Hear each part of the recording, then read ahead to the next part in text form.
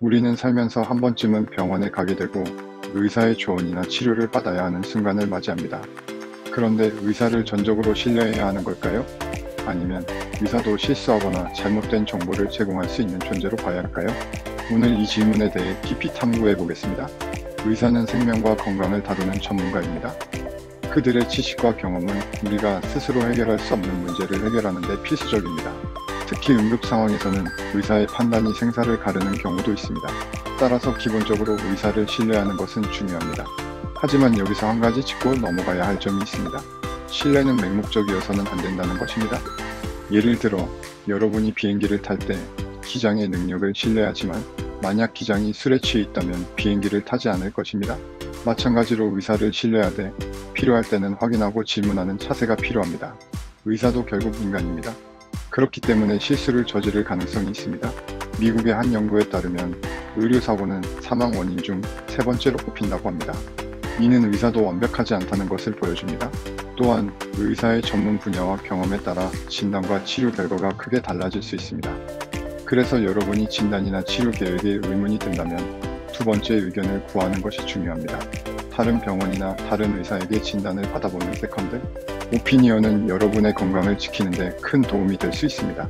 현실적으로는 짧은 진료 시간과 소통 부족으로 인해 환자들이 실망하는 경우도 적지 않습니다. 예를 들어 일부 의사는 환자의 증상을 충분히 듣지 않고 진통제 처방으로 문제를 해결하려고 할 때가 있습니다. 이는 근본적인 원인을 놓칠 수 있으며 환자의 신뢰를 떨어뜨리는 요인이 될 수 있습니다. 이러한 경험은 환자로 하여금 의료 시스템에 대한 불신을 갖게 만들 수 있습니다. 또한 현대 의료 시스템은 단순히 환자와 의사 간의 관계만으로 설명될 수 없습니다. 제약회사, 보험회사, 병원의 경영 구조 등이 복잡하게 얽혀 있습니다. 이런 요인들은 때로는 의사의 결정에 영향을 미칠 수도 있습니다. 예를 들어 특정 약을 처방하는 것이 환자에게 최선이 아닐 때도 제약회사와의 관계 때문에 처방될 가능성이 있다는 비판이 존재합니다. 이런 현실을 이해하고 환자 스스로도 정보를 찾아보고 공부하는 것이 중요합니다. 의사의 의견을 듣고 자신의 건강 상태에 대해 스스로도 충분히 이해한 후 결정을 내리는 것이 가장 바람직합니다.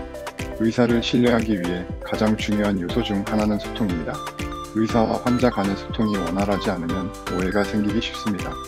여러분이 불편한 증상이나 걱정되는 부분을 솔직히 말하고 의사가 이를 충분히 경청할 때 신뢰가 형성됩니다.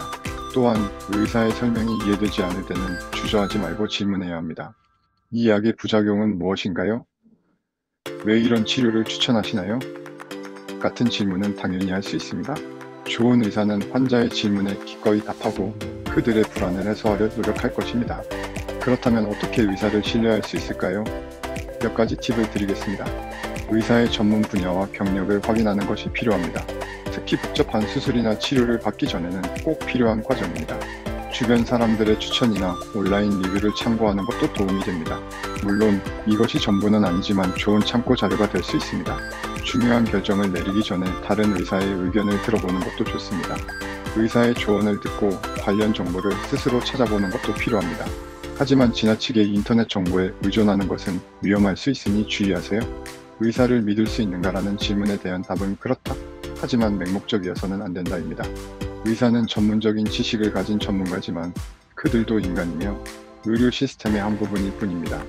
여러분이 의사를 신뢰하되 스스로도 자신의 건강에 관심을 가지고 적극적으로 참여하는 태도가 중요합니다.